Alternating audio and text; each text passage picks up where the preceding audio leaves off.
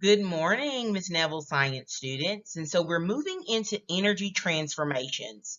In other words, we want to see what are the various forms of energy. Remember, they're going to fall still under those states of energy, kinetic or potential. And where can we observe energy transformation? It's important for us to know that energy is all around us, and energy is transforming all around us in our everyday lives. We're going to be able to see the law of conservation of energy in action. Let's get started. So take some time, please, to create this table. Pause this if you need to. It's important for us to know that there are 7 types of energy that we need to know about as sixth grade scientists. Sound energy, chemical energy, kinetic energy, mechanical kinetic energy, electrical energy, potential energy, and thermal energy. Take some time to create this chart, and I want you to write beside that chart some examples of that type of energy. So Ms. Neville got you started. I will observe sound energy through a musical instrument. I will observe chemical energy through batteries, fuel that I put in my boat and car, and food. Kinetic energy, I can see that in anything that's moving. So when we're running, jumping, even when a flame on a candle is moving, it's showing kinetic energy. Mechanical kinetic energy, this is where we see gears turning. Gears of a machine are turning. Mechanical energy talks more about machines moving, and we'll see mechanical energy more when we start discussing electromagnets, generators, and simple electric motors.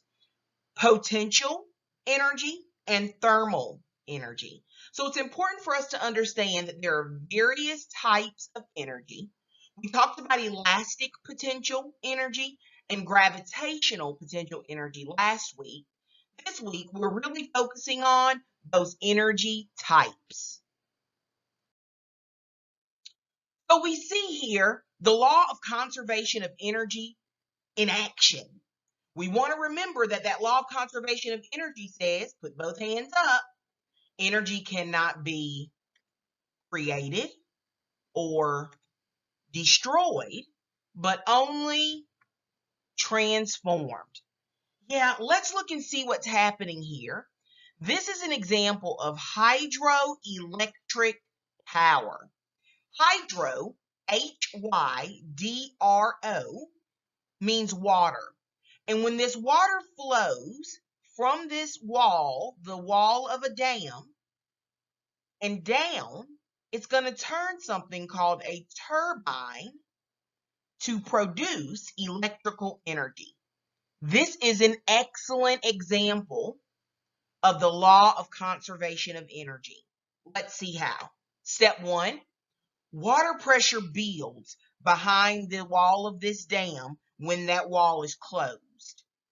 But when that wall lifts, when it's raised, the water rushes down this tube, this tunnel called a penstock. When that water rushes down that penstock, that rushing water will eventually turn the blades of a turbine. That's like a fan, okay? And that fan will produce electrical energy as that energy is converted here in a transformer and it powers nearby towns and cities. So we see here that this is how energy is transformed. You want to make sure you write down these parts of our notes. You also want to make sure that you draw this picture and color it. It needs to take up about half a page of your paper. You want to make sure you label everything here, just like Miss Neville has. Please pause this video to draw this picture of this dam, write down our law of conservation of energy, and the 4 steps in how energy is transformed. We want to remember here, guys, energy is happening. So this is an example of potential energy. Step 1, that water is behind that wall and it's just building. The pressure is building here. It's like me stretching that rubber band back. We see kinetic energy in steps 2 and 3 when that water rushes down that tunnel or penstock, and when that rushing water begins to turn the blades of that turbine. And step 4, we see electrical energy as electricity is produced and transformed from this turbine to this transformer to the power lines that we see in our towns and cities. So let's trace this energy transformation. Please make sure that you write down these notes as well. What we saw first, our first step with our dam, was potential energy. Our second type of energy that we saw potential transform into was kinetic energy. Then electrical energy was our resulting energy. Notice how Miss Neville used arrows to tell you how these energy types transform.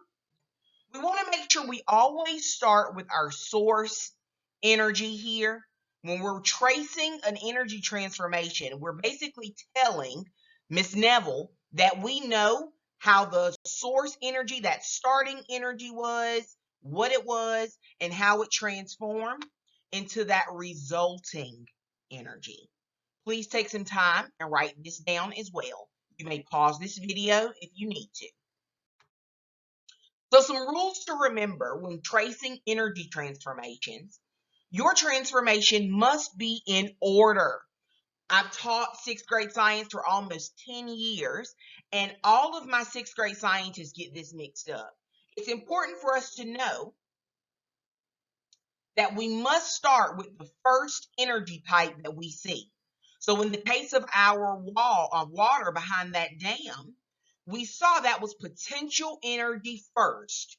Before the wall of that dam was raised, that was potential stored energy. We then saw, we separated with an arrow, kinetic energy is that water rushed down. Then I separated with another arrow that kinetic energy transformed into electricity or electrical energy. We want to always make sure we use arrows to show our transformations. Today, after this lesson, you will be needing to complete a sheet where you have to trace energy transformations, just like Miss Neville has. Feel free to have this video posted so that you can watch it as you're practicing your energy transformation.